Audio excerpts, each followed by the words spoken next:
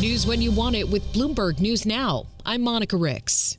Members of Congress will finally get to review unredacted versions of the Epstein Files next week and hear from Epstein's accomplice, Ghislaine Maxwell. She's scheduled to testify virtually from prison on Monday, where she's serving 20 years for sex trafficking. Former President Bill Clinton and former Secretary of State Hillary Clinton are also set to testify behind closed doors.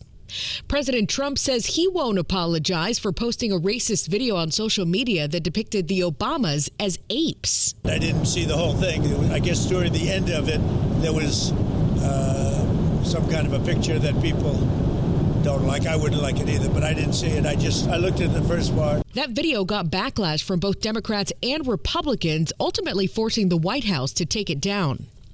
The president says talks with Iran were very good yesterday and will likely hold another meeting early next week in an effort to de-escalate tensions and avert possible military action. So far, discussions have been limited to nuclear issues.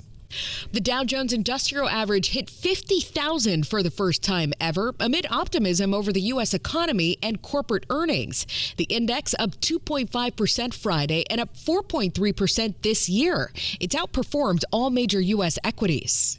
Bitcoin also rallied to end the week. Here's Bloomberg's Ed Kalegi. Bitcoin is reclaiming its place among the favorite assets of thrill-seeking speculative traders. On Friday, the original digital currency surged the most in almost 3 years to recoup almost all of the losses registered during Thursday's crypto market meltdown that had dragged the token down more than 50% from its October peak. The dizzying swings have helped to reignite a jump in the volatility that traders traditionally relish because of the potential profit opportunities. Ed Kalegi, Bloomberg Radio. U.S. consumer sentiment improved this week to its highest level in 6 months.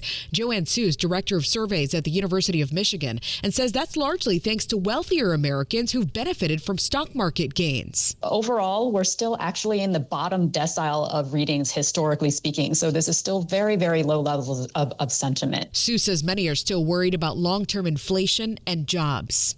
Meantime, 4 of the biggest U.S. tech companies, Alphabet, Amazon, Meta, and Microsoft, say they plan to spend $650 billion on expanding their AI capabilities this year. Most of that money would go towards data centers and the gear needed to operate them. A federal judge has ruled the Trump administration must keep funds flowing to child care subsidies and other social service programs in 5 Democratic-controlled states, at least for now.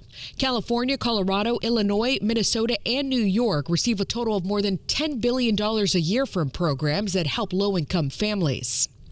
Part of USAID is relaunching as an independent nonprofit thanks to 2 private donors who've now helped raise $48 million in funding.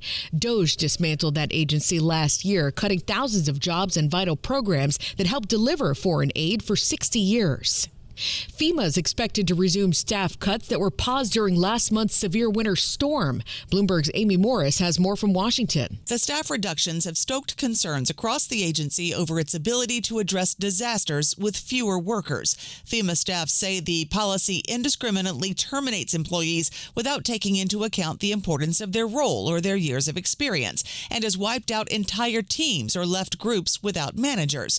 And they say it's not clear who at DHS or FEMA may be driving the decisions. Managers aren't getting a heads up, often finding out about terminations at the same time as their workers.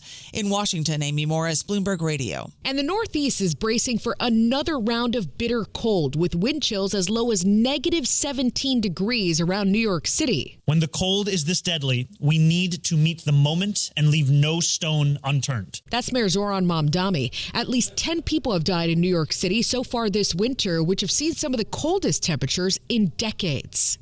And that's news when you want it with Bloomberg News Now. I'm Monica Rix, and this is Bloomberg.